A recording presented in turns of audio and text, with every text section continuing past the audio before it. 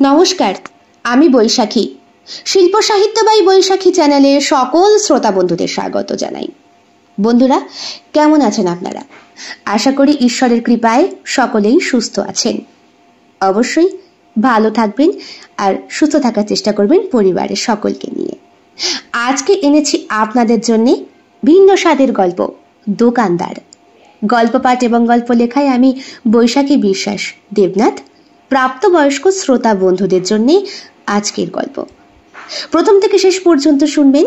ভালো লাগলে অবশ্যই লাইক করবেন, কমেন্ট করবেন, শেয়ার করবেন, বেল বাটন প্রেস করে পাশে থাকবেন নতুন গল্পের নোটিফিকেশন চট জলদি পেয়ে যাবার জন্য। সাবস্ক্রাইব করতে ভুলবেন না আপনাদের প্রিয় চ্যানেল শিল্প সাহিত্য বাই বৈশাখী। বন্ধুরা, শিল্প সাহিত্য বাই বৈশাখী এখন চলে এসেছে ইউটিউব মিউজিক পডকাস্টে। ইচ্ছে করলে আপনারা সেখান থেকেও গল্প শুনতে পারেন এবং আপনাদের ব্যক্তিগত মতামত আমার সঙ্গে শেয়ার করতে পারেন। আজ আপনাদের বলবো গল্প দোকানদার। গল্প পাঠ এবং গল্প লেখায় আমি বৈশাখী বিশ্বাস দেবনাথ। গল্পটি প্রাপ্তমনস্ক শ্রোতা বন্ধুদের জন্য। কাকু, কাকু দোকানে নেই? ও কাকু। বস, আসছি। তুই কোথায় ছিলে? আরে খেতে গিয়েছিলাম রে মা। দেখো তো কত বাকি আছে আমার। দাঁড়া দেখি। 500 টাকা। আচ্ছা, আমি পেটিএমে দেবো। হ্যাঁ আচ্ছা আচ্ছা, দাও, ওটা আগেই দাও। আজকে তুমি দোকানে একা? ভাই আসেনি? তোর ভাই উচ্ছন্নে গেল ছেলেটা। কেন, কি করলো? আর বলিস না। এদিকে টাকা পেমেন্ট করছে আঁখি। অনলাইনে 250 টাকা পেমেন্ট করার পর মোবাইলটা কাকুর সামনে ধরে বলল, এ দেখো পেমেন্ট হয়ে গেছে, কাটানি দাও। কত দিলি? 250। আচ্ছা, তোর আর 250 থাকলো। ঠিক আছে, ওই সামনের মাসে মাইনে পেয়ে দিয়ে দেবো খন। আরে হ্যাঁ রে মা, তোরা হলি গিয়ে বিশ্বস্ত কাস্টমার। টাকা 1 পয়সাও মারবি না, এই বিশ্বাস আমার আছে। তা কি যেন বলছিলে? ও, তোর ভাইয়ের ব্যাপারে তো। বলতে বলতে দোকানের ভেতরে একটি স্থূলকায় শরীরের ছেলের প্রবেশ ঘটে। এই তো দিদি, কেমন আছো? ভালো। শুনলাম তোমার নাকি শরীর খারাপ। আমার কই না তো। এই যে কাকু বললো। আরে শরীর খারাপ কখন বললাম রে? বললাম এই ছেলেকে নিয়ে আমি আর পারি না। কেন, ও আবার কি করলো? বাবা ছড়ো, কি করবি? আর টাকা নেব। কি করবি টাকা দিয়ে? ওই চাউমিন খাবো। এই এক ছেলে খেতে খেতে মোটা হয়ে গেল, তাও খাওয়া কমলো না। বাজারের ফাস্ট ফুডের দোকান থেকে প্রত্যেক দিন সন্ধেবেলা কিছু না কিছু গিলতেই রয়েছে হাঁপুড়ে জেপড়ে। তুই কি কুকুর? হ্যাঁ বাবা, দেখো ফালতু ফালতু কাস্টমারের সামনে ঝামেলা করো না। আঁখি বুঝতে পারলো আঁখি যেহেতু বাইরের মানুষ, তাই তার সামনে ছেলেকে এইভাবে অপমান করছে বাবা, এটা ছেলে রণজয়ের ঠিক সহ্য হচ্ছে না। আঁখি ওই কাকু বীর প্রতাপের দিকে তাকিয়ে বলে, কাকু আমি বরং আসি। হ্যাঁ যা। দোকান থেকে বেরিয়ে চলতি পথ ধরে হাঁটতে হাঁটতে ওদের বাড়ির গলি পর্যন্ত এই দোকানটাকে সামনাসামনি দেখা যায়। একেবারে নাক বরাবর সোজা রাস্তা। তারপর ডান দিকের গলিতে ঢুকে গেলেই 3 নম্বর বাড়িটা আঁখিদের। তেতলা বাড়ি। বাড়ির বড় সন্তান আঁখি, বিবাহিতা মেয়ে। শ্বশুর শাশুড়ি কেউ বেঁচে নেই, তাই বাবা মার কাছেই জামাই সমেত থাকে। বাচ্চা কাচ্চা এখনো হয়নি। ওর বর কলকাতায় কি আইটি সেক্টরে চাকরি করে। রোজ যাতায়াত করে, ভোরবেলা বেরিয়ে যায়, রাতে আসে। যেহেতু বাড়ির বড়, তাই দায়িত্ব বেশি। ছোট একটা ভাই আছে, ক্লাস 5-এ পড়ে। আঁখির থেকে বয়সে অনেকটাই ছোট। নিজের বাড়ির গলিতে ঢোকার শেষ প্রান্ত পর্যন্ত আঁখি দোকানের দিকেই তাকিয়ে দেখতে পাচ্ছে রণজয় রীতিমতো বীর প্রতাপ বাবুর সঙ্গে 100 টাকা নোটের জন্য মারামারি করছে। ছেলেকে উনি কিছুতেই ফাস্ট ফুড খেতে দেবেন না, আর ছেলেও না খেয়ে ছাড়বে না। তারপর বাবাকে এক প্রকারের ধাক্কা মেরেই সে দোকানের দিকে চলে গেল। বলে রাখি, রণজয় আর বীরপ্রতাপ বাবুর কাপড়ের দোকান বাজারের মোড়ের মাথাতেই। বাজারটা পাড়ার মধ্যে হলেও দোকানটা সারা বছর বেশ ভালোই চলে।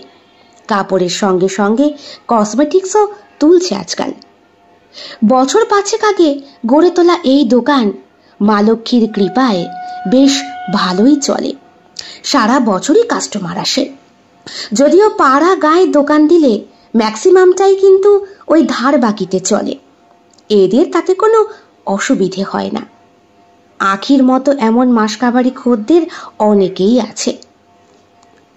হাসতে হাসতে গেট খুলে ঘরের ভেতরে ঢুকতে দেখে আখির মা জিজ্ঞেস করলো, কিরে হাসছিস কেন, কি হলো? মা, তুমি কুমড়ো পাতাটা ভেজে রেখেছো? ভেজে রেখেছি। তুই বাটবি না আমি বেটে নেব? না না, তোমার আর বাটতে হবে না, একেই তুমি হাই প্রেশারের রুগী, শিল নোড়ায় পিষতে গিয়ে আবার তোমায় বিপদে ফেলি, সরো। তা তুই হাসছিস কেন? হাসবো না? রণজয়কে দেখেছো মা? মোটা হতে হতে গোল আলু হয়ে গেছে। এরপরে তো কোনো মেয়ে আর পছন্দই করবে না। তাই? হ্যাঁ, মেয়েরা এখন চিকনি শরীর পছন্দ করে। মোটা মাল দিয়ে এখন কোনো কাজ নেই। তাছাড়া ওইটাও তো ছোট হয়। বড্ড পেকেছিস কিন্তু। হ্যাঁ, তুমি তো মা, তোমাকে বলতে কি দোষ? তুমি না আমার বন্ধু। ঠিক আছে, আদিক্ষেতা পরে হবে, হাত পা ধুয়ে আয় যা। বাইরের কল থেকে সাবান দিয়ে হাত পা ধুয়ে ভেতরে ঢোকে আখি। মাকে বলে, ওপরে গেলাম, কুর্তিটা চেঞ্জ করে নাইটি পরে আসি, রান্নাটা করে স্নান করব, তারপরে আবার অফিসের কিছু কাজ নিয়ে বসতে হবে। আখি বেশিরভাগ সময়টাই ওয়ার্ক ফ্রম হোম করে থাকে। যেহেতু বাড়িতে বাবা মা বয়স্ক, দোহাই দেওয়া যায় অফিসের বসকে। তাছাড়া এডিটিংয়ের কাজ তো ঘরে বসে করলেও কোনো অসুবিধে হয় না। মাস গেলে বেশ মোটা অঙ্কের টাকা আখি ইনকাম করে। তার উপরে ওর বরের রোজগার, মিলিয়ে মিশিয়ে বেশ ভালোই। বাবা এক সময় মিলিটারি বিভাগে চাকরি করতেন, মাইনে পান, তাই এখনো পর্যন্ত বাবা রীতিমতো জোয়ান মরদ। আখিকে সব বিষয়ে সাহায্য করেন। এই তো মাসখানেক আগেই বাবা মা পুরীতে বেড়াতে গিয়েছিল। আখি তো বলে দিয়েছে, সংসারের ঝামেলা তোমাকে এখন আর পোয়াতে হবে না, দায় দায়িত্বটা আমার উপরে। ভাই তো ছোট, তাই সমস্ত কিছু আখির ওপরে ছেড়ে দিয়েই বাবা মা পরম নিশ্চিন্তে বাড়ির বাইরে ঘুরতে যেতে পারেন। এইবার আখির শরীরের বর্ণনাটা একটু বলি। উচ্চতায় 5 ফুট 5 ইঞ্চি, ছিমছাম চেহারা, ওই 36, 34, 36 না হলেও লালিত্য আছে। গায়ের রংটা শ্যামবর্ণ, মাথার চুল পিঠ পর্যন্ত, খুব একটা ঘন না হলেও মোটামুটি। মাঝখানে সিঁথি কেটে সিঁদুর সে পরতে পছন্দ করে না, কারণ সিঁদুরের কেমিক্যাল তার চুলকে নষ্ট করে দিয়েছে। পার্লারে কত দিদিকে দেখানোর পর শেষ অবধি চামড়ার ডাক্তার দেখিয়ে উনি বললেন, ওসব সিঁদুর টিঁদুর এখন আর চলে নাকি? নিয়মের বেড়াজাল থেকে বেরিয়ে বাস্তবিকতায় ফিরে আসার চেষ্টা করুন। সিঁদুরের জন্যই চুল নষ্ট হয়ে যাচ্ছে আপনার, স্যুট হচ্ছে না। তাই বলে বরকে ডিভোর্স দিয়ে দেবো? ও কথা আমি কখন বললাম? হ্যাঁ, আবার সিঁদুর পড়ছেন না বলে স্বামী ডিভোর্স? সত্যি আপনার মতো রসিক যদি কয়েকটা রুগী আমার কাছে আসে, তাহলে এই সারাদিনের ধকলটা ওই একটা দুটো রুগীর হাসির কথা মনে পড়েই কেটে যায়। ধন্যবাদ ডাক্তারবাবু। আসলে আমার শ্বশুর বাড়িটা বড্ড এক গোয়ারে। শাশুড়ি মা ওই মোটা সিঁথিতে চওড়া সিঁদুর পরাটা পছন্দ করতেন, এমনকি উনি মৃত্যুর আগের দিন পর্যন্ত পড়েছিলেন। তারপর তো চলে গেলেন, আর উনি চলে যাওয়ার 8 দিনের মাথায় শ্বশুর মশাইও। বাবা বাবা, খুব ভাব ভালোবাসা ছিল বোধহয়। না না না না না, 3 বছর হইতে বিবাহিত সংসার করছিলাম ওনাদের সঙ্গে। দিন রাত সাপে নেউলে ঝগড়া লেগেই থাকতো। এমনকি জানেন ডাক্তারবাবু, মাঝে মধ্যে স্বামী স্ত্রী আলাদা ঘুমোতো। বলেন কি, ওই বয়সেও? হ্যাঁ, শাশুড়ি মা বারান্দায় সোফায় ঘুমোতো আর শ্বশুর মশাই ঘরে, কখনো বা শ্বশুর মশাই বারান্দায়, শাশুড়ি মা ঘরে। হ্যাঁ, আমি আর আমার হাজবেন্ড তো ওই দেখি হাসাহাসি করতাম। তা এখন আপনার বাবা কেমন আছে? বাবা আর ডাক্তার কাকু একে অপরের বন্ধু, এই কারণেই আখি ওনার কাছেই যায়। মাঝে মধ্যেই রসিকতার সঙ্গে আড্ডা মারা আখির একটা স্বভাবের মধ্যে পড়ে। এই তো কিছুদিন আগে ওর হাজবেন্ড তার সাথে সিনেমা দেখতে গিয়ে হলেই এক ব্যাচেলার বন্ধুর সঙ্গে দেখা হয়ে গেল। কিরে, কেমন আছিস? বন্ধু পেছন ঘুরে দাঁড়িয়েছিল। ওর বর, সেও কিন্তু নির্দিষ্ট করতে পারেনি এই বন্ধুকে। সুপ্রিয় বলেছিল, কাকে না কাকে দেখে ডাকছো, কে নাকে সাড়া দেবে? আরে না, আমি শিওর এটা অরুণ। কি করে হলে? উচ্চতা দেখছো না, প্রায় 6 ফুটের কাছাকাছি। চেহারাটাও দেখো, সালা ঠাকুর ঠাকুর দেখতে, দেখো না। কিরে? বলার সঙ্গে সঙ্গেই পেছন ফিরে তাকিয়েছিল ওর বন্ধুটি। সুপ্রিয় বলে, আরে বাস, ঠিক মাল চিনতে পেরেছে। কেমন আছিস? আর ভালো, তোরা? চলে যাচ্ছে। সিঙ্গেল? বিয়ে করিসনি? মেয়ে দেখলি কোথায়? আমায় করবি? এমনই আচমকা কথাগুলো বলে ফেলে আখি। মাঝে মধ্যে তো সুপ্রিয়কে বিপদের মধ্যে পড়তে হয়। ওর বন্ধু হাঁ করে তাকিয়েছিল আখির দিকে, তারপরে ভাগ্যিস হেসে বলেছিল, সুপ্রিয়র সঙ্গে গাঁটছড়া বাঁধার আগে যদি প্রপোজালটা দিতিস, তোকেই করতাম। কালোর ওপরে তুই দেখতে তো খারাপ না। আখি তখন বন্ধুর পিঠের ওপরে চাপড় মেরে বলেছে, চল চল, টিকিটের খরচটা আমি দিয়ে দিচ্ছি, চল। সুপ্রিয়র মাঝে মধ্যে আখির এই স্বভাবের ওপরে খুব রাগ হয়। আবার তো মাঝে মধ্যে এটাও বলে, এই যে তুমি কথায় কথায় বন্ধুদের গায়ে হাত দাও, ঠাট্টা করো, হুটহাট বিয়ে প্রপোজাল দিয়ে বসো, কোন দিন না নিজের বিপদ ডেকে আনবে। ধ্যাৎ, আড্ডা ছাড়া মানুষের জীবন চলে, ঠাট্টা না হলে আয়ু বাড়ে না। তুমি এক গোমরামুখ মশাই, সকালে গোমরামুখ হয়ে যাও, রাতেই গোমরামুখ হয়ে ফেরো। সারা রাত বুঝি গোমরামুখ হয়ে থাকি? দুজন মিলে তো ছাড়ো তো, শুধু ওইটুকু করতেই জানো, না একটু রোমান্টিক ভাব, না একটু কিছু। আমি কি করব? তুমিও তো সারাদিন কাজই করো। করি তো। আমার অফিসের ক্লায়েন্ট বন্ধুরা যথেষ্ট রোমান্টিক, আমার সঙ্গে আড্ডা মারতে খুব ভালোবাসে। তুমি তো জানো আখি, ভুলভাল আড্ডা আমি ঠিক পছন্দ করি না, আর সেই কারণে এই বন্ধু মহলে আমি অনেকের কাছেই অপ্রিয়। হতেই পারো, কিন্তু আমার তো হাজবেন্ড, আমার সঙ্গে তো মাঝে মধ্যে একটু ঠাট্টা করতে পারো। আচ্ছা, এখন যদি আমি ঠাট্টা করে তোমাকে বলি আমার অফিসের ক্লায়েন্ট প্রিয়াকে আমি ভালোবাসি, ভালো লাগবে? হ্যাঁ, না লাগার কি আছে? চাইলে একটা রাত কাটিয়েও আসতে পারো। এমন যদি এখন কারোর সঙ্গে রাত কাটিয়ে আসি, তুমি আমার সন্দেহ করবে? রাত কাটানো মানে কি বিছানায় শোয়া? সারা রাত বুঝি গল্প করা যায় না? অন্য কোনো বিষয় নিয়ে বুঝি আলোচনা করা যায় না? সুপ্রিয় বুঝতে পারে না আখিকে ঠিক কি করে বোঝাবে। সব জায়গায় সব কথা খাটে না। বাড়ি এসে মায়ের ভেজে রাখা রসুন আর কালো জিরে ফোড়ন দিয়ে কুমড়ো পাতাটা আচ্ছা করে শিলনোড়ায় পিষতে পিষতে আখি অন্যমনস্ক হয়ে যায়। রণজয়, ছেলেটা আখির থেকে বছর 2-1 ছোট হবে, খুব একটা বেশি নয়, তবে এতটা মোটা হয়েছে, পাশাপাশি দাঁড় করালে সুপ্রিয় আর রণজয়কে মনে হবে যেন সুপ্রিয়র বর্দা। অন্তত বছর 7-8 তো বড় হবেই। যেমন করেছে বিভৎস চেহারা, তেমন মাথার চুল আর তেমনই লম্বা। অসুর অসুর লাগে দেখতে, মাঝে মধ্যে ভয়ও করে, তবে দেখতে শুনতে খারাপ না। জিম টিম করলে চেহারা ভালো হবে। বিকেলবেলায় কাজকর্ম সেরে একটা ফোন করে সুপ্রিয়কে, বলে, কখন ফিরছো? দেরি হবে। আজ না শনিবার, তোমার তো তাড়াতাড়ি ফিরে আসার কথা। ওহ, দেরি হবে গো, মিটিং করছি। কার সঙ্গে? নতুন ক্লায়েন্ট প্রিয়ার সঙ্গে। রাতে আসছো না? ওর সঙ্গে থাকছো? আচ্ছা, আর কত কি? এত কিছুই হয়নি, কোনো ক্লায়েন্টের সঙ্গে মিটিং করছি না, তুমি রাখো, বসের কাছে রয়েছি। ফোনটা রেখে দেয় সে, আর হোয়াটসঅ্যাপে লিখে দেয়, শোনো, আমি দোকানে গেলাম, ওই 250 টাকা পাই, দিয়ে আসি। মনটা ছুকছুক করছে, ইচ্ছে করছে রণজয়ের সঙ্গে একটু কথা বলতে। সকালবেলা তো ছেলেটার সাথে কথাই বলা হয়নি। বেশ সুন্দর কিন্তু দিদি দিদি বলে ডাকে, ভালোই লাগে। মা, বেরোচ্ছি। কোথায় যাচ্ছিস?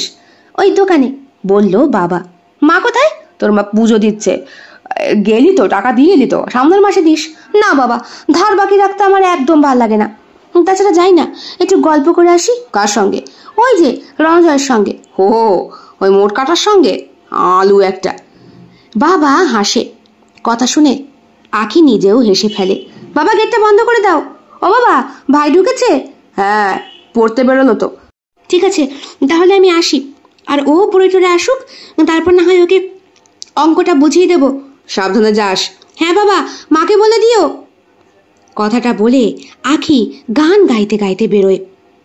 ইচ্ছে করেই সে শাড়ি পরেছে, সচরাচর পরা হয় না। শাড়ি পরা অবস্থায় সুপ্রিয় দেখলে সে নিজের উত্তেজনা আর ঠিক রাখতে পারে না। মাঝে মধ্যে তো ওর বুকের মধ্যে মুখ দুটো ঘষতে ঘষতে বলে, মাঝে মধ্যে শাড়ি পরতে পারো তো। শাড়ি পরলে তোমায় খুব সুন্দর লাগে। তাছাড়া তুমি শাড়ি পরবে আর আমি একটা একটা করে সব কিছু। অসভ্য কোথাকার।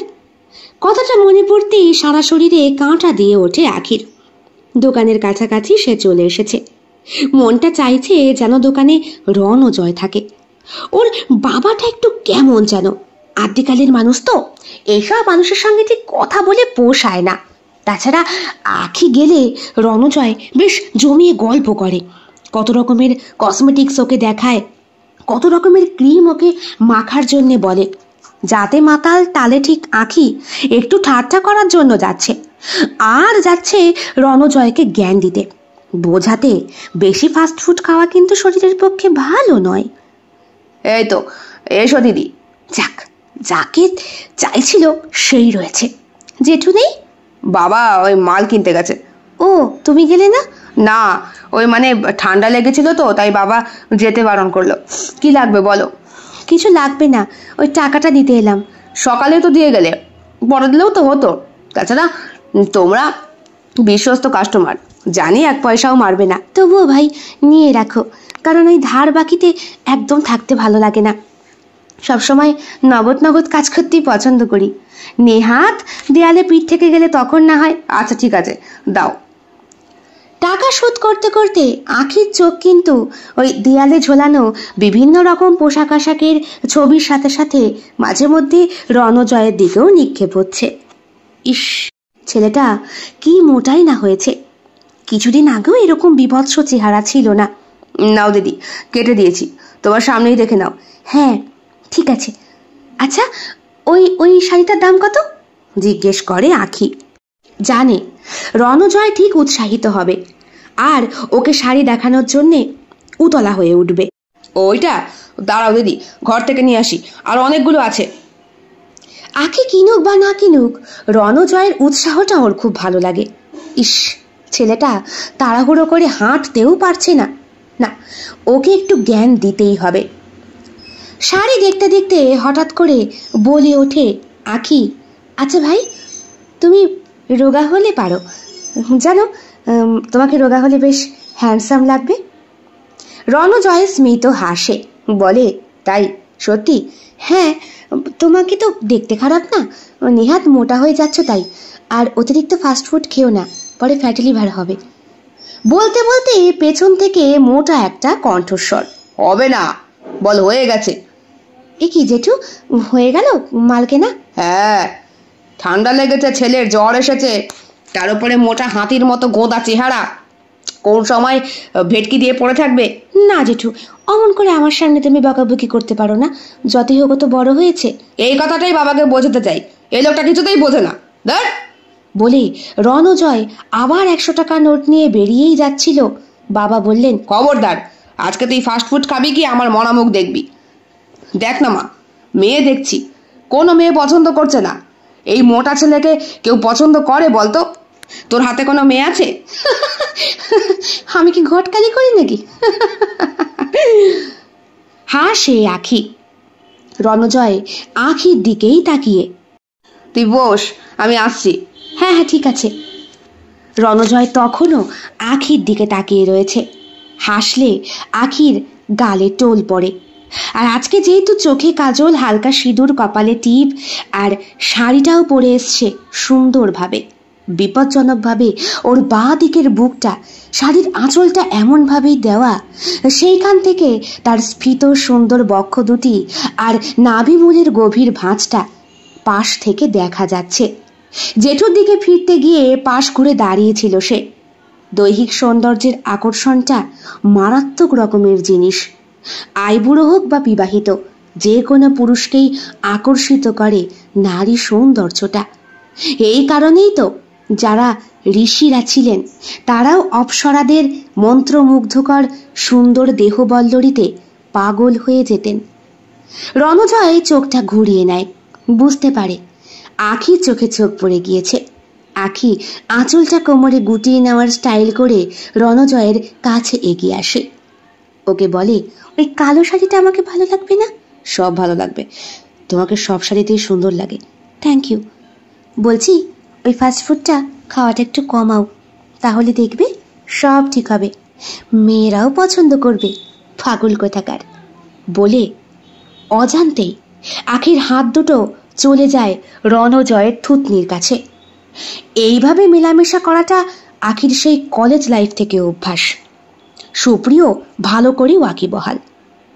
মাঝে মধ্যে সুপ্রিয় এসব করতে বারণ করে, কিন্তু আখি মনে মনে ভাবে এইভাবে একটু স্পর্শ করলে ছেলেরা বোধহয় তার প্রতি কোনো রকম কুদৃষ্টি দেবে না, বরং ভাববে মেয়েটা বড্ড বেশি মিশুকে।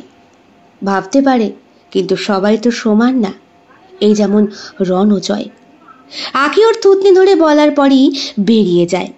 বলে, ওই কালো শাড়িটা আমার নাম করে সাইড করে রেখে দাও, সামনের মাসের নগদ নেব। আমি সব কিছু নগদ পছন্দ করি, ধার বাকিতে ভালো লাগে না, তুমি তো জানো।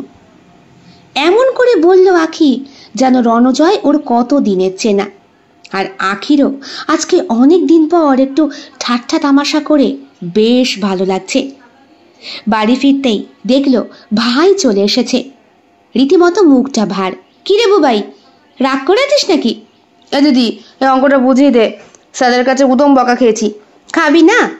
পড়াশোনার নাম নেই, হাই স্কুলে ভর্তি হয়ে পাকনা গজিয়েছে। গোপ হয়েছে গোপ।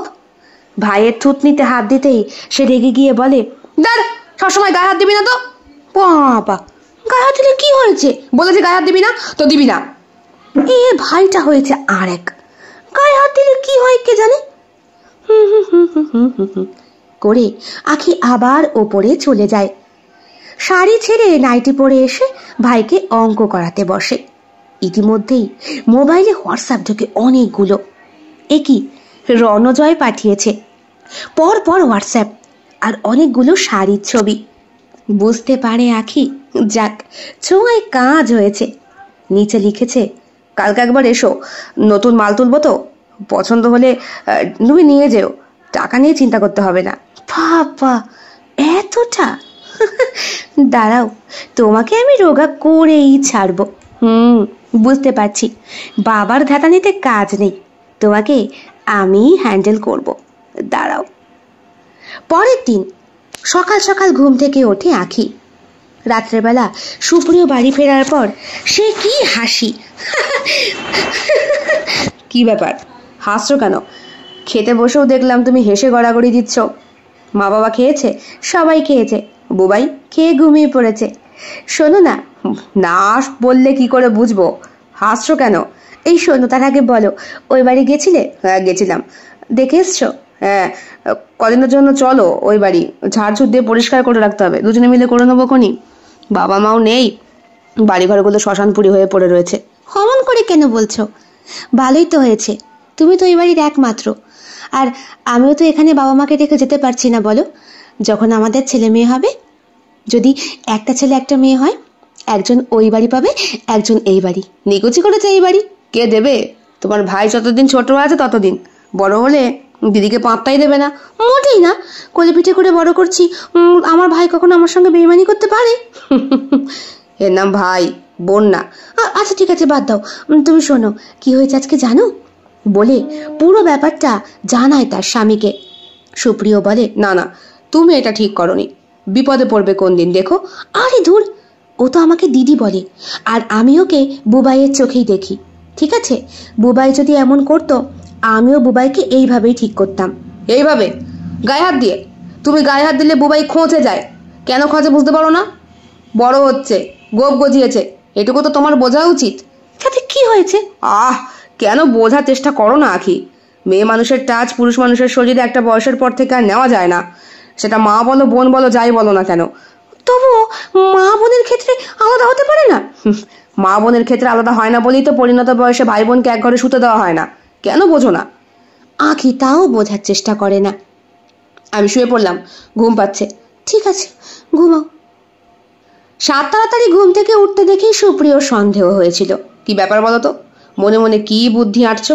কিছু না, সকাল সকাল একটু দোকানে যেতে হবে। আবার? আরে বাজারে যাব, ওই ভদ্র কাকার দোকানে। কেন? একটু দরকার আছে, মায়ের জন্য চুলের কালারটা আনতে হবে। ও, সেটা আমি এনে দিয়ে যাচ্ছি, বেরোতে হবে না। আজকে শুনলাম নাকি খুব বৃষ্টি টিষ্টি হবে। তাছাড়া তোমার সকালে টিফিনও করতে হবে না, আমি ওই কল্যাণীতে নেমে কিছু একটা খেয়ে নেবো। কেন? ওখানে কেন? আরে প্রিয়া ওখানে নামবে, কি একটা দোকান থেকে শপিং টপিং করবে। হো, তুমি শুরু করেছো? বাবা। আহ, প্রিয়ার বিয়ে এই 7 দিন পর, কি সব কেনাকাটা করবে তাই? তুমিও পারো। এই তোমাকে ইনভাইট করবে? তা করবে না? 7 দিন পরে ওর বিয়ে, কার্ড দেবে বোধহয় আজকালের মধ্যেই। তোমাকে স্পেশালি সঙ্গে করে নিয়ে যেতে বলেছে। যাবে তো? তোমার সময় হলে যাব। আমার সময় কেন হবে না? কেন মনে নেই দীপকের বিয়ের দিন তোমার সময় হয়নি, আমি একাই গেলাম। ও, সেই দিন একটু অসুবিধা ছিল তাই। বুঝলাম, আমার সঙ্গে বেরোলে পাশে বসলে তোমার নিজেকে বুড়ি বুড়ি লাগে তাই না? অমন করে কেন বলতো সুপ্রিয়? যতই এখন আদর দেখাও না কেন, যেহেতু আমার মাথায় টাক পড়ে গেছে, বয়স্ক লাগে। তুমি আমার যতই সেমে যাও না কেন, তোমাকে ইয়ং লাগে। কথাটা কিন্তু মিথ্যে নয়। মাঝে মধ্যে আঁখি আয়নার সামনে দাঁড়িয়ে সেটা চিন্তা করে। বুকের কাছ থেকে আঁচলটা সরিয়ে মনে মনে ভাবে, আমারও তো বয়সটা কম হলো না। সুপ্রিয় আর আমি একই বয়সী, অথচ আমার দেহ বল্লরী এত সুন্দর রয়েছে, আর সুপ্রিয় বেচারা কাজের প্রেসারে টাক হয়ে গেল। চেহারাটাও কেমন যেন মুষড়ে গেছে। ভাল লাগে না সুপ্রিয়র পাশে আমায় মানায় না। তার উপরে ওল্ড ফ্যাশনেবল, একটু আধুনিক হওয়ার চেষ্টা করে না। যদিও মুখ ফুটে কিছু বলে না আঁখি। সকালবেলায় সুপ্রিয় বেরিয়ে যাওয়ার পর বাড়ির কাজকর্ম করে স্নান টান সেরে নিয়ে মাকে বলে, মা তুমি আজকে বরং বাবাকে নিয়ে একটু উদয়চণ্ডী থেকে ঘুরে এসো। আমি টোটো বলে দিচ্ছি, সুবীর কাকা নিয়ে যাবে খুনি। কেন? হ্যাঁ, ভাইকেও নিয়ে যাও, আজকে তো রবিবার আছে তাই না? সে তো বুঝলাম, কিন্তু সুপ্রিয় অফিসে গেল ওরা ক্লায়েন্টের বিয়ে 7 দিন পর। কি কেনাকাটা করবে? আর তুমি তো জানো ওদের বেসরকারি কোম্পানি, অফিসের চাপ যখন থাকে তখন রবিবার দিনও কয়েক ঘন্টার জন্য অফিস খোলে, কাজ করতে যেতে হয়। এটা তো তোমার অজানা নয় মা। তা ঠিক।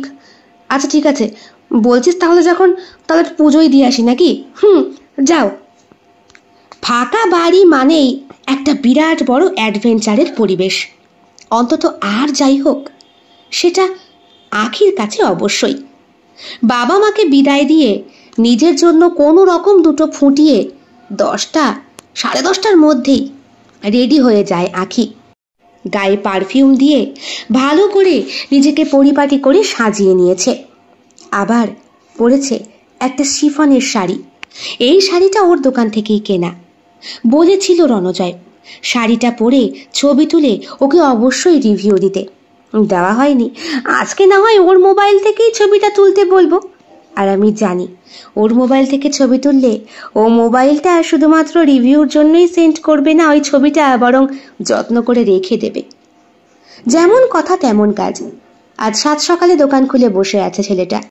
বাড়ির গলির মোড় থেকে বেরোলেই সামনাসামনি দেখা যায়। আজকে আবার হাতছানি দিয়ে ডাকছে। আঁখিও হাত নেড়ে ইশারা দেয়। বাড়িতে তালা লাগিয়ে তুকা তুকা বলে বেরিয়ে পড়ে। অফিসের কাজকর্ম শিখে উঠেছে। এখন টার্গেট শুধু রণজয়, ওর ফাস্টফুড খাওয়াটা বন্ধ করা। এই তো চলে এসেছি, দেখাও। হ্যাঁ, ছবিগুলো পছন্দ হয়েছে? হ্যাঁ, কিন্তু মাল এখনো ঢোকেনি। ও, তাহলে আমি যাই। তুমি বরং আমাকে একটা ফোন করো। দিদি। হ্যাঁ বলো। বলছি তোমার বাড়িতে গিয়ে দেখালে হবে না? মনে মনে ভাবে আঁখি, বাবা এত শিগগিরই বাড়ি? যদিও বাড়ি আজকে ফাঁকা। ঠিক আছে ভাই, তাহলে তুমি চলে এসো। কখন আসবে? ওই 11:30 12টা। ঠিক আছে, অপেক্ষা করব। বাড়িতে ঢুকে আঁখি টুকটাক কাজকর্ম সারে। মাথায় কিন্তু রণজয়কে নিয়ে খুব একটা চিন্তা ভাবনা নেই, কিন্তু রণজয়ের বুকটা আকুপাকু করছে। 12টা বাজতেই চলে আসে সে এক গাদা কাপড় নিয়ে। এই পাড়াটা বেশ ভদ্র পাড়া। কার বাড়িতে কি হচ্ছে না হচ্ছে তাই নিয়ে কেউ পিএনপিসি করে নিজেদের সময় নষ্ট করে না। অবশ্যই বিপদে পড়লে প্রত্যেকের বাড়িতে আগিয়ে আসে। সুখের দিনেও মজা করে, কিন্তু পরনিন্দা পরচর্চা বিষয়টা নেই বললেই চলে। তবুও কুট কাচালি করার কিছু কিছু কাকিমা আর বৌদি প্রত্যেক পাড়াতেই থাকে। ও মা, রণ তুই এখানে? ও কি আঁকির বাড়িতে? হ্যাঁ বৌদি, ওই কাপড় দেখাতে এসেছে। তাই বুঝলাম। সকালে দেখলাম জ্যাঠাইমা জেঠুমশাই কোথায় যেন গেলেন বুবাইকে নিয়ে। হ্যাঁ, উদয়চণ্ডী পুজো দিতে। আর তোর বরটা? সে তো অফিসে। রবিবারেও? হ্যাঁ গো বৌদি, কি করব বলো, বেসরকারি কোম্পানি তো, তাই কোনো ছুটি নেই। তোমার বরের তো স্কুলে না গেলেও চলে, তাই না? সপ্তাহে 7 দিনই বাড়িতে বসে বসে ওই কাঠের কাজে ঠুকুর করে করে একদিকে যেমন স্কুলের মাইনেটাও পাওয়া হচ্ছে, অন্যদিকে লোকের ফার্নিচার তৈরি করেও ইনকাম হচ্ছে, তাই না? বৌদির মুখটা সঙ্গে সঙ্গে পাংশু হয়ে যায়। বলে, হয়েছে হয়েছে, আসি। কি দিলে মাইরি! কি বলবো বলো, এই বৌদিগুলোর জন্য এই পাড়াতে এত বদনাম। এসো ভেতরে এসো। ঘরে ঢোকার পরে রণজয় বলে, কেউ নেই বাড়িতে? না না, সত্যি কেউ নেই, বসো, আমি গ্রিলটা বন্ধ করে দিয়ে আসি। গ্রিলের গেটটা বন্ধ করে আঁখি এসে বসে। বলে, কই দেখাও দেখি। বসতে গিয়ে আঁখি ওর হাঁটুটা হাঁটুর ওপরে তোলে, তাতে ওর পায়ের সামান্য কিছু অংশ বেরিয়ে রয়েছে, চুলটা ছাড়া রয়েছে, ফ্যান চলছে, তবুও যেন একটা বিভৎস ঘরমাক্ত অবস্থা। একটা একটা করে শাড়ি ব্যাগ থেকে বার করে দেখাতে গিয়ে রণজয় ঘেমে স্নান। আঁখি বলে, একটা পরামর্শ দেব, শুনবে? বলো না, দেখি। বলছি, ওই খাওয়াটা একটু কন্ট্রোল করো, দিন দিন মোটা হয়ে যাচ্ছ। মেয়েরা কিন্তু মোটা ছেলে পছন্দ করে না, রোগা মানুষ পছন্দ করে। তাছাড়া রোগা মানুষের সবকিছুতেই বেনিফিট বেশি, বুঝতে হবে তো, তাই না? তুমি তো বড় হচ্ছ, অ্যাডাল্ট। তাছাড়া ওইসব খাবার খেলে তো তোমার ফ্যাটি লিভারও হয়েছে, শরীরের ক্ষতি। যাতে তোমার ক্ষতি, সেই কাজ না করলেই কি নয়? রণজয় তাকিয়ে থাকে আঁখির দিকে, বলে, আসলে দিদি, এখনো পর্যন্ত কোনো মেয়ে মানুষ আমার জীবনে আসেনি। এভাবে ভেঙে তো কেউ বোঝায়নি। বাবা মা সবসময় বকাবকি করে। তুমি বললে, আমি তোমার কথা নিশ্চয়ই শুনবো, রাখার চেষ্টা করব, আর খাওয়াটাও না হয় বন্ধ করে দেবো। That's like a good boy. Ankhi উঠে আসে এবং রণজয়ের পিঠে হাতে চাপড় মেরে বলে, ঠিক যেরকম ওই সুপ্রিয়র বন্ধুর ক্ষেত্রে কাজটা করেছিল। এই কাপড়টা পছন্দ হয়েছে, তুমি আবার ট্রায়াল দিয়ে এসো না। বলে কথাটা রণজয়। পরে দেখবো বলছো? হ্যাঁ হ্যাঁ, আমি রয়েছি এখানে। আঁখি নিজের বেডরুমের দিকে যায়। ইচ্ছে করেই দরজাটা ভেতর থেকে নক করে না, একটু ফাঁক রাখে, যাতে ওকে দেখে রণজয়ের মধ্যে রোগা হওয়ার ইচ্ছেটা জেগে ওঠে। রণজয়ও তাই, দরজা খোলা থাকলেই চোর সেখানে উকি মারবেই। গুটিসুটি পায়ে আঁখির দোতলার বেডরুমের ঘরে রণজয় উঠে পড়ে। দরজার ফাঁক দিয়ে দেখতে পায় আয়নার সামনে দাঁড়িয়ে শাড়ির আঁচলটা সরিয়ে নতুন শাড়িটাকে সারা শরীরে জড়াতে শুরু করেছে আঁখি। একটু একটু করে আঁচল দিচ্ছে, কুচি দিচ্ছে। ইস, এইভাবে যদি ও শরীরের সঙ্গে লেপটে থাকা যেত! না, সত্যিই তো, কিভাবে জড়িয়ে ধরবে? নিজের শরীরে এত মেদ যখন, তাহলে ওই মেদগুলোকে শরীরকে দিয়ে অনুভব করবে কি করে? যার নিজেরই বক্ষস্থল থলথলে, সে অন্য বক্ষস্থলের নরম মাংসপিণ্ডের স্বাদ আস্বাদন করার থেকে বোধহয় অনেকটাই বঞ্চিত থাকে। নাও দেখো কেমন লাগছে। ভীষণ ভালো লাগছে দিদি, তোমাকে সব শাড়িতে সব রকম রঙেই মানায়, তাই না? আমার শাশুড়ি মাও বলতেন। তুমি বরং এটা রেখে দিয়ে যাও। দাম কত পড়লো? 1500। আচ্ছা, আমি অনলাইনে না হয় এক্ষুনি পেমেন্ট করে দিচ্ছি। রণজয় হাতটা চেপে ধরে আঁখির। আঁখি প্রথমে প্রস্তুত ছিল না, কিন্তু রণজয় এইভাবে ওর হাতটা ধরায় কিছুটা অপ্রস্তুত হয়। বলে, কেন দেব না ভাই? না না, এখন দিতে হবে না, আমি বরং আবার আসবো খনি। কখন? দেখি, ওই যেদিন কাকিমারা আবার বাইরে যাবে। কথাটা বলেই রণজয় ঘর থেকে বেরিয়ে যায়, কাপড়গুলো নিয়ে যায়, নতুন কাপড়টা রেখে যায়। আঁখির একটু একটু ভয় হতে শুরু করে। সে তো রণজয়কে ভালো উপদেশ দেবার জন্য ডেকেছিল, কিন্তু এখন সত্যি সত্যি হিতে বিপরীত হবে না তো? রণজয় অন্য কিছু ভেবে নিচ্ছে না তো? দিন 7 পর হঠাৎ করে সুপ্রিয়কে দিল্লি যেতে হবে। এই 7 দিনের মধ্যে একদিন প্রিয়ার বিয়ে হয়েছিল। সেই দিন সেজে গুজে বউকে নিয়ে রাস্তা দিয়ে পার করার সময় রণজয়ের দিকে তাকাতেই বেশ খানিকটা অবাক হয়ে গিয়েছিল নিজে আঁখি। এ কি ভাই, রোগা রোগা লাগছে? হ্যাঁ দিদি, জিম জয়েন করেছি। হ্যাঁ রে, হঠাৎ করে ছেলের কি হলো কি জানি, ফাস্টফুড খাওয়া বন্ধ করেছে, 7 দিনেই প্রায় 3 কিলো ওজন কমিয়ে ফেলেছে। সেদ্ধ শুকনো খায়, বুঝলি রে মা? নিশ্চয়ই কোনো মেয়ের পাল্লায় পড়েছে আমার ছেলেটা। তা যেই মেয়ের পাল্লায় পড়েছে তাকেই বউ করে আনবো। সে তো লক্ষ্মী, আসতেই তার নারায়ণকে বেশ সুন্দর করে গড়ে নিচ্ছে। বুকের ভেতরটা ঢিপ করে ওঠে। সুপ্রিয় স্কুটি চালাচ্ছিল। স্কুটিটা স্টেশনে রেখে ট্রেন ধরবে। বলল, বাহ, তোমার এই ভাই দেখছি বেশ ভালোই রোগা হয়েছে। তা তোমার মতোই তোমার সাজেশনে কি কাজ হচ্ছে নাকি? কথাটা চেপে যায় নিজে আঁখি। বলে, আমি আমি আবার কি করলাম? না, বলছিলে ওকে সাজেস্ট করবে, বোঝাবে। আর তোমার বোঝানোর কি স্টাইল সেটা আমার থেকে বেটার তো কেউ জানে না। তুমি চলো তো। বাইকটার পেছনে বসে আঁখি তাকায় রণজয়ের দিকে। রণজয় কিন্তু ভালো চোখে তাকিয়ে নেই ওর দিকে। সুপ্রিয়র প্রতি দৃষ্টিটা বেশ জঘন্য, এরকম ছিল না। আর এই 7 দিনে কতবার যে হোয়াটসঅ্যাপ করেছে, কতবার যে লিখেছে, প্লিজ একটু শাড়ি পরে ছবিটা পাঠাও, কিন্তু কিছুতেই ছবি পাঠায়নি আঁখি। বাড়ির ডিস্টেন্স তো এখান থেকে এইটুকু। কোন দিন হয়তো গেটের সামনে দাঁড়িয়েই না হয়, ভাবতেই ভয় লেগে যায় আঁখির। দিন 7 পরে সুপ্রিয় যখন তার কাজ নিয়ে চলে যায়, তখন বাবা মাকেও সঙ্গে নিয়ে যায় তার ছোট ভাইকে। আঁখিকে নিয়ে যায় না। আঁখির যাওয়ার কোনো ইচ্ছে ছিল না। আঁখিকে দেখাশোনা করার জন্যে রেখে গিয়েছে পাশের বাড়ির কমলা বৌদিকে, যার বর মুর্শিদাবাদে গিয়েছে কি সব ভোটের ডিউটি করতে। 2 জন স্ত্রী একা থাকবে, যদিও সুপ্রিয়র উচিত ছিল নিয়ে যাওয়া তার স্ত্রীকে, কিন্তু ঘর বাড়ি পাহারা দেওয়া আর নিজের অফিসিয়াল কাজের জন্য যাওয়া হয়নি। 2 দিনের জন্য গেছে সুপ্রিয়। মা বাবা যেহেতু ঘোরেনি দিল্লি কোনোদিন, তাই একবারে দিল্লি বোম্বাইটা ঘুরিয়ে নিয়ে আসবে কাজের ফাঁকে। বুবাইটাকে নিয়ে যেত না, বায়না ধরেছে নেহাত তাই।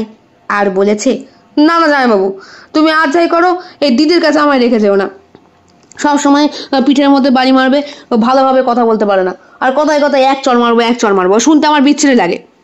সুপ্রিয় ওর স্ত্রীর দিকে তাকিয়ে বলে, দেখেছ, কথাবার্তা একটু পরিবর্তন করো, ভাই কিন্তু বড় হচ্ছে। আখির ভয় হচ্ছে।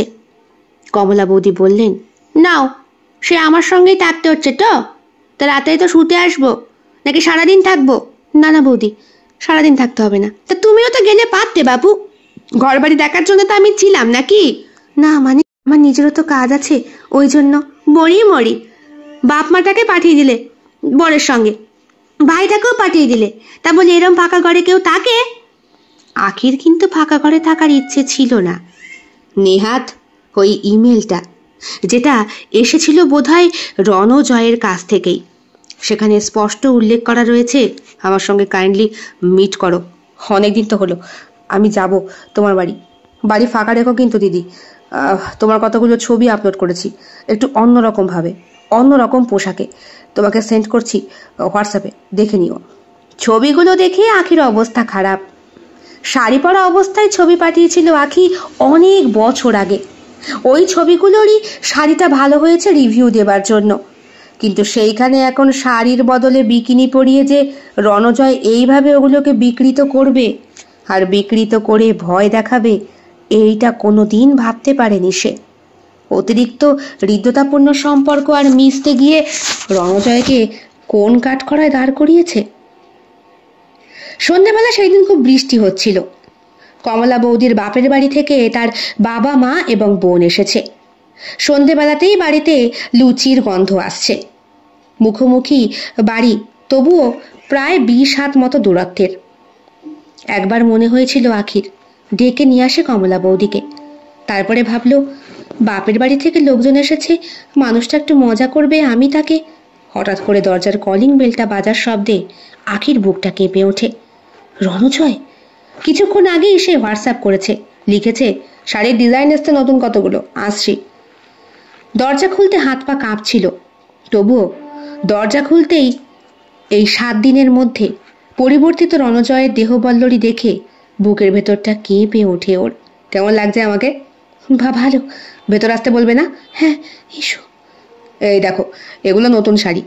শুধু শাড়ি না, এখন শাড়ির সাথে ম্যাচিং করে ব্লাউজ, সায়া আর বিকিনিটাও রাখছি। মেয়েদের তো এগুলো লাগে। তাছাড়া তোমার কতগুলো ছবি সেন্ড করেছিলাম, তুমি আমাকে এরকম করে কতগুলো ছবি পাঠাতে পারবে? কথা দিচ্ছি তোমার ফেস সেন্ড করবো না, যেহেতু তোমার শরীরটা খুব সুন্দর তাই। দেখো রণজয়, তুমি কিন্তু তোমার লিমিট ক্রস করছো। আমি কিন্তু তোমাকে ওই রকম ভাবে মানে, বাবা তুমি তো আমাকে বললে রোগা হতে, মেয়েরা নাকি মোটা মানুষ পছন্দ করে না। তোমার জন্য আমি 7 দিন ধরে ফাস্ট ফুড খাইনি, শালা ওই সিদ্ধ ফিদ্ধ খেয়ে মেয়ে শরীরটাকে ঠিক করছি। তাছাড়া আয়নার সামনে দাঁড়িয়ে এখন দেখেছি, সত্যিই তাই, আমি তো হ্যান্ডসাম ছেলে। কেন আমি একটা ফালতু শরীরটাকে নষ্ট করব? তুমি আমায় বোঝালে বলেই তো এই পরিবর্তনটা হলো। এখন তুমি এমন কথা বললে কি করে হবে? তোমার কথা যখন আমি শুনেছি, আমার কথাও তোমাকে শুনতে হবে। রণজয়, তুমি এখন বাড়ি যাও। বাড়ি যাবো মানে? শাড়িগুলো দেখো, তোমার জন্য নিয়ে এলাম। তাছাড়া এই দেখো, বলে ব্যাগের থেকে সায়া, ব্লাউজ আর অন্তর্বাস বার করতে শুরু করে রণজয়। দেখো রণজয়, এখন তো কেউ নেই মানে? এগুলো কি বলছো আকিদি? সেদিনও তো বাড়ি ফাঁকা ছিল, তুমি আমায় ডাকলে, তুমি শাড়ি চেঞ্জ করলে, আমি দেখলাম। মানে মানে তুমি তো ইচ্ছা করে দরজাটা খোলাই রেখেছিলে তাই না, যাতে আমি উকি মেরে এসে দেখি। তুমি তো জানতে পুরুষ মানুষ আর একটা মহিলা ফাঁকা বাড়িতে একা থাকা মানে কতটা আকর্ষিত। দেখো রণজয়, আমি কিন্তু ওইভাবে তোমায় কিচ্ছু বলিনি। হ্যাঁ দেখো, বন্ধু বান্ধবের সঙ্গে ঠাট্টা করাটা আমার অভ্যেস, আর সবাই আমাকে চেনে। সবাই চিনলেও আখিদি, তোমাকে তো আমি আরো বেশি করে চিনি তাই না? তুমি হলে পাড়ার একটা ভালো মেয়ে, সবাই তোমার সম্পর্কে ভালো কথা বলে, তোমার চরিত্র সম্পর্কে ভালো কথা বলে। তুমি তো আমাকে সাজেস্ট করেছো ভালো হওয়ার জন্য, আমি তো তোমায় খারাপ বলছি না। অ্যাকচুয়ালি আমি এখন মিন করতে চাইছি, যেহেতু আমি তোমার কথা শুনেছি, ভালো হওয়ার চেষ্টা করছি, তাই তুমিও আমার কথা শুনে চলো, আমার মতো হওয়ার চেষ্টা করো। এগুলো তুমি কি বলছো রণজয়? কথাগুলো বলতে বলতে রণজয় আখির দিকে 1 পা 2 পা করে এগিয়ে আসে। রণজয়ের শরীর থেকে পুরুষালী গন্ধটা বেশ তীব্রভাবে আখির নাকে এসে লাগে। দেখো, আমি তোমায় বুবাইয়ের চোখে দেখি, তাই সত্যি বুবাইয়ের চোখে দেখো। আচ্ছা, বুবাইয়ের সামনে তুমি ওরকম অর্ধেক বুক বার করে, পেট বার করে শাড়ি পরে থাকো, নাকি বুবাইয়ের পিঠেও তার পারমিশন ছাড়াই চাপড় মারো? বুবাই তো বড় হচ্ছে, ওরও তো গোপ গদিয়েছে, আমি দেখেছি। নিশ্চয়ই শরীর সম্পর্কে সে ওয়াকিবহাল হচ্ছে একটু একটু করে, যার জন্যে বয়েজ স্কুলে ভর্তি করেছো ওকে, মেয়েদের হাত থেকে দূরে রাখার জন্য। তাহলে তুমি বা ইচ্ছার বিরুদ্ধে গিয়ে এই কাজটা কেন করছো এখন? দেখো, আমি তোমায় একটা জিনিস দেখাতে এসেছি, আমি রোগা হয়েছি। আমাকে একটু জড়িয়ে ধরে দেখো না, আমি ফিল করি, আমিও ফিল করি তোমার বুকটাকে, তোমার শরীরটাকে, তোমার নরম মাংসপিণ্ডগুলোকে। আমি দেখি, ফিল করে আমার শরীরের মধ্যে শিহরণ জাগে কিনা। আমি এর আগে ট্রাই করেছি আকিদি, বিশ্বাস করো। আমি তো এত মোটা ছিলাম যে অন্য মেয়েকে জড়িয়ে ধরে সে অনুভূতি আমার কাজ করতো না, আমার শরীর জাগতো না। কিন্তু এখন অজান্তেই তোমার ছবিগুলো দেখলে, বিশেষ করে এডিটিং করা ছবিগুলো দেখলে আমি নিজেকে কন্ট্রোল করতে পারি না। আমার মধ্যে একটা রাক্ষসের খিদে জেগে ওঠে। হ্যাঁ, এই খিদে ফাস্টফুড খাওয়ার খিদে নয়, এই খিদে অন্য খিদে। আকিদি তুমি আমায় জাগিয়েছো, প্লিজ এসো না। পেছনে যেতে যেতে আখির পিঠ দেওয়ালে গিয়ে ঠেকে গিয়েছে। পাশেই রয়েছে একটা টেবিল, যেখানে ফুলদানি সাজানো। আখির ইচ্ছে করছে ফুলদানিটা তুলে নিয়ে রণজয়ের মাথায় সজোরে একটা আঘাত করতে, কিন্তু অমন কিছু করতে গেলে তো পুলিশ কেস হয়ে যাবে, বিপদ হয়ে যাবে একটা। এখন যদি ঘরে কেউ চলে আসে, যদি কমলা বৌদি ভয়ের চোটে আখি ডাকতে শুরু করে। কাকে ডাকছো? বৌদির বাড়িতে লোকজন এসেছে, আমি দেখলাম তো, আমাদের দোকানের সামনে দিয়ে তো ঢুকলো, আমার কাছ থেকেই তো কাপড় নিয়ে গেল বৌদির জন্য। তাছাড়া বাইরে বৃষ্টি, বৌদি শুনতে পাবে না। তুমি এসো না একটু আকিদি, এসো। বৌদি, আমাকে বাঁচাও। কে বাঁচাবে? ভয় পাচ্ছ কেন? তুমি তো সেই দিন আমার পারমিশন ছাড়াই আমার থুতনি স্পর্শ করেছিলে, আমাকে বলেছিলে যে আমি সুন্দর, দেখতে ভালো, আমি চাইলেই ভালো মেয়ে পেতে পারি। নিহাত আমার এই স্থূলকায় শরীরটা এমন কেন করছো? আমাকে বাঁচাও। আখি, আখি, কি হয়েছে? কান্না করছো কেন? স্বপ্ন দেখেছো? জড়িয়ে ধরে আখি সুপ্রিয়কে, ওর পুরুষালী বুকের মাঝে ঠোঁট গুজে ফুপিয়ে কেঁদে ওঠে। সুপ্রিয় মাথার চুলে হাত বুলিয়ে বলে, কি হয়েছে? ভয় পেয়েছো? খুব। বলছি, তোমার কি পরশুদিন দিল্লি না গেলেই নয়? পাগলি মেয়ে। আগামীকাল তো যাচ্ছি আমরা বিয়েতে, তারপরেই তো যাচ্ছি। তুমি যাবে আমার সঙ্গে? হ্যাঁ যাব। বারবার যে বলছিলাম ফ্লাইটের টিকিটটা কেটে নি, না করছিলে কেন? তাছাড়া মা বাবা কেউ যাচ্ছে না, আমি একাই যাচ্ছি। বোবাইটাও যাচ্ছে না। যখন ওদেরকে যাওয়ার প্রপোজালটা দিলাম, টিকিটটা অবধি কাটলাম ওদের সামনে অনলাইনে। পরে ওরা আমাকে কি বললো জানো? কি বললো? বললো তোমার ভাই দিদিকে দিয়ে ভরসা নেই, ও যেইভাবে বেটা ছেলেদের সঙ্গে ফ্র্যাঙ্কলি মেশে, জামাইবাবু আমার ভয় লাগে। তুমি আমি ওর এই ছেলে মানুষের পানাগুলোকে মেনে নিলেও সবাই তো আর সমান চোখে নেবে না, বলা যায় না। যদি কোনো বন্ধু বান্ধব বাড়িতে আসে, তার সঙ্গে একটু বেশি মিশুকে পানা করে মিশতে গিয়ে কি বিপদ করে ফেলবে। তাছাড়া পুরুষ মানুষ সবাই তো আর তুমি না আর আমি না। একদম ঠিক বলেছে। তুমি এক কাজ করো বাবা, আমাদের টিকিটটা ক্যান্সেল করে দাও, টাকাটা না হয় আমি দিয়ে দেবো। বাবা এগুলো কি বলছেন আপনি? আপনার বাড়িতে খাচ্ছি পড়ছি থাকছি, সামান্য টিকিটের টাকাটা গেলে আমার কিছু লস হবে না। তাছাড়া একটা সময় আমারও খারাপ লেগেছিল। নেহাত আপনারা কোনোদিন দিল্লি ঘোরেননি তাই। তাছাড়া আখিকে তো আমি বলেছিলামই আমাদের সঙ্গে যেতে, সেও বললো তার কাজ আছে। কাজ না ছাই, শুধু বসে বসে নতুন শাড়ি গয়না দেখবে, সেগুলোকে কিনবে। আচ্ছা জামাইবাবু, ওর মাইনের বেশিরভাগ টাকাটাই তোর গয়নার পেছনে যায়, তুমি ওকে বারণ করতে পারো না? বারণ? তো জামাইবাবু সেই বুকের পাটা আছে, তো দিদি মেরে ফেলবে না? সত্যি বাবা মা আমার জন্য এত চিন্তা করে? চিন্তা করে তোমার এই ফালতু আড্ডার জন্য। খবরদার, কোনো পুরুষ মানুষের গায়ে হাত দেওয়ার আগে না একটু পারমিশন নিতে হয়। যেমন তোমাদের গায়েও হঠাৎ কোনো পুরুষ মানুষ হাত দিতে পারে না, দিলেই তোমরা চিৎকার চেঁচামেচি করে রেপ করে অনেক কিছু করে ফেলতে পারো। এদিকে যেই মেয়েটা রেপ হয়েছে সে সুবিচার পায় না, যার শ্লীলতা সত্যি হানি হয়েছে সে কাঠগড়ায় দাঁড়িয়ে দিন গোনে। আর তোমরা ঠাট্টার ছলে কত কি করে ফেলো। আমি বুঝতে পারিনি গো। আমি তো জানি তুমি খাঁটি সোনা, কিন্তু ওসব আড্ডা করতে গিয়ে কেন নিতে চরিত্রের কলঙ্ক লাগাচ্ছ?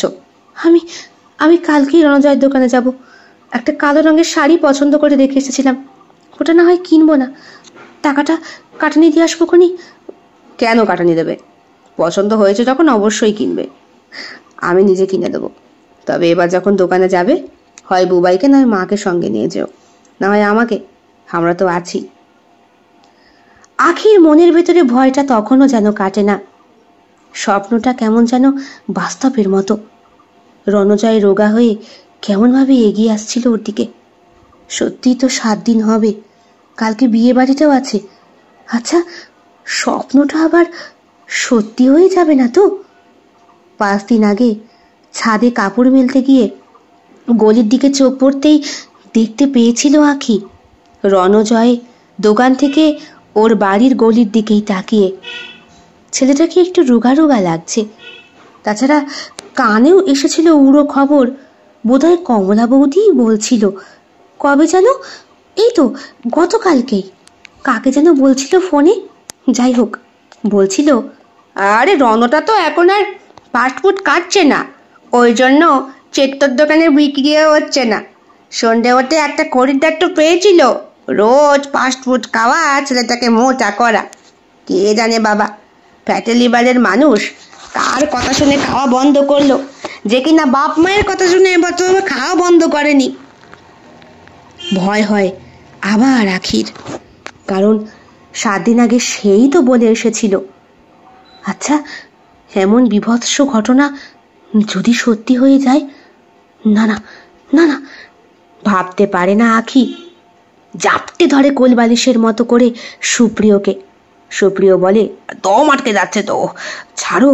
আমার টাক বড়ই ভালো, বুঝেছ? কি হলো? না মানে কিছু না। আর ঠাট্টা করবে না? ঠাট্টা করবো না গো, আর ঠাট্টা করবো না। ঘটনার দিন কতক পরে সুপ্রিয় আখিকে নিয়ে গেছে সোনার দোকানে। বিবাহবার্ষিকী আসছে সামনে, ওর খুব ইচ্ছে তার স্ত্রীকে সোনার কিছু উপহার দেওয়া। দেখো কি পছন্দ হয়। তুমি সত্যি আমার সোনার দোকানে নিয়ে এলে? সবসময় মোবাইলে সোনার গয়না দেখি বলে কম তো বকো না। হয়েছে, অনেক হয়েছে। আমি তো জানি তোমার এগুলো খুব পছন্দ। তুমি কেন, প্রত্যেকটা মেয়ে মানুষেরই পছন্দ, আর তোমার জন্য আজকাল আমাকেও পছন্দ করতে হয়। এই দেখো। কই রে পাপান, এদিকে দেখা। এই সোনার দোকানদার সুপ্রিয়র খুব কাছের বন্ধু। তুমি আগে থেকে অর্ডার দিয়ে গেছো? দেখো তো তোমার পছন্দ হয় কিনা। পাপান তার নিজের সুন্দর একটা আলমারি খুলে একটা সেট বার করে দেয়। তাতে হার আছে আর আছে কানের দুল, বেশ রিংয়ের মধ্যে ঝুমকো। বাহ, খুব সুন্দর, পছন্দ হয়েছে, খুব পছন্দ।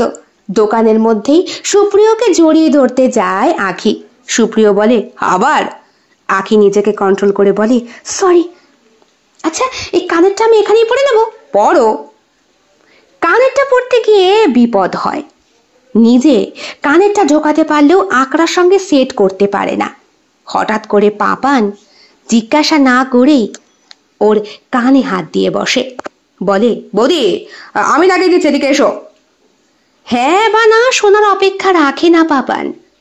পর স্ত্রীর গায়ে হাত দেওয়ার সঙ্গে সঙ্গেই দোকানের মধ্যে ওই কাঁচ লাগানো আয়নায় চোখটা পড়তেই কেমন যেন বিভৎস ভয়ার্ত দৃষ্টিটা নিজেকেই দেখে নিজে ভয় পেয়ে যায় আঁখি। কানেরটা আটকে দিয়ে পাপান বলে, এভাবে আটকাতে হয়। সুপ্রিয় তাকিয়ে রয়েছে, তবে আঁখির চোখে মুখের ভয়টা ওর কাছে বেশ স্পষ্ট। সুপ্রিয় ওর কানের কাছে মুখ নিয়ে বলল, ভালোই লাগছে, সুন্দর লাগছে, ভয় পাচ্ছ কেন? দেখো, আমি কিন্তু ওকে কানেরটা লাগাতে বলিনি, আমি নিজেই লাগাতাম আসলে। ঠিক আছে, সোনার দোকানদাররা এমন লাগিয়ে দেয়, গলার হাড়েও হুঁক না লাগাতে পারলে লাগিয়ে দেয়। পাগলি কোথাকার, এত ভয়? দোকানদারে না, বাড়ি যাবো, বাড়ি চলো। কেমন লেগেছে আজকের নিবেদন? কমেন্ট বক্সে কমেন্ট করে জানাতে একদম ভুলবেন না। ভালো লাগলে অবশ্যই লাইক করবেন, শেয়ার করবেন এবং আপনাদের প্রিয় চ্যানেল শিল্প সাহিত্য বাই বৈশাখী সাবস্ক্রাইব করে পাশে থাকবেন। দেখা হবে আগামীকাল অন্য আরও একটি ভিন্ন স্বাদের ভিন্ন আঙ্গিকের গল্পের সাথে। বন্ধুরা, আমি প্রতিলিপিতে প্রতিদিন গল্প আপলোড করি, চাইলে আপনারা সেখান থেকেও আমার লেখা গল্প পড়তে পারেন এবং আপনাদের ব্যক্তিগত মতামত আমার সঙ্গে শেয়ার করতে পারেন। দেখা হবে আগামীকাল খুব শিগগিরই। সকলের শারীরিক সুস্থতা কামনা করি। শুভরাত্রি।